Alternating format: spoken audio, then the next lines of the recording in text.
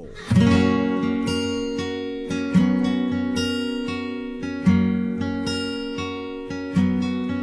ほんの小さな出来事に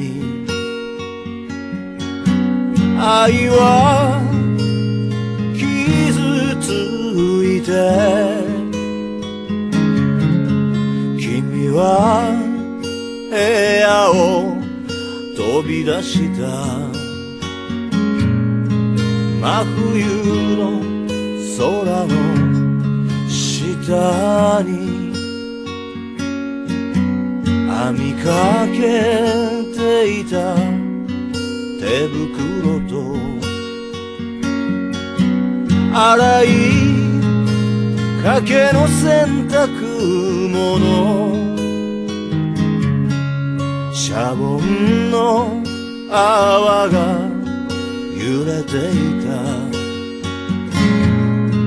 君の香りが揺れてた。絶え間なく降り注ぐこの雪のように、君を愛せばよかった。窓に降り注ぐこの雪のように、二人の愛は流れた。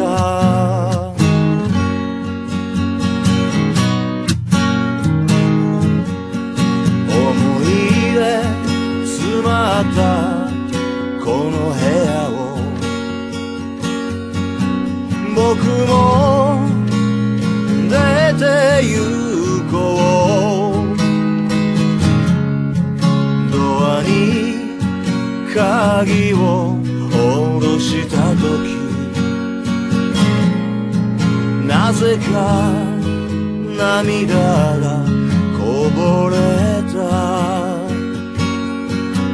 君が育てたサボテンは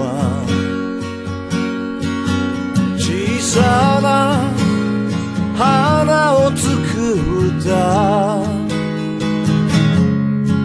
春はもうすぐそこまで。恋は今終わった。この長い冬が終わるまでに何かを見つけて生きよう。何かを信じて生きてゆこう。この冬が終わるまで。絶え間なく降り注ぐこの雪のように、君を愛せばよかった。窓に降り注ぐこの雪のように、二人の愛は流れた。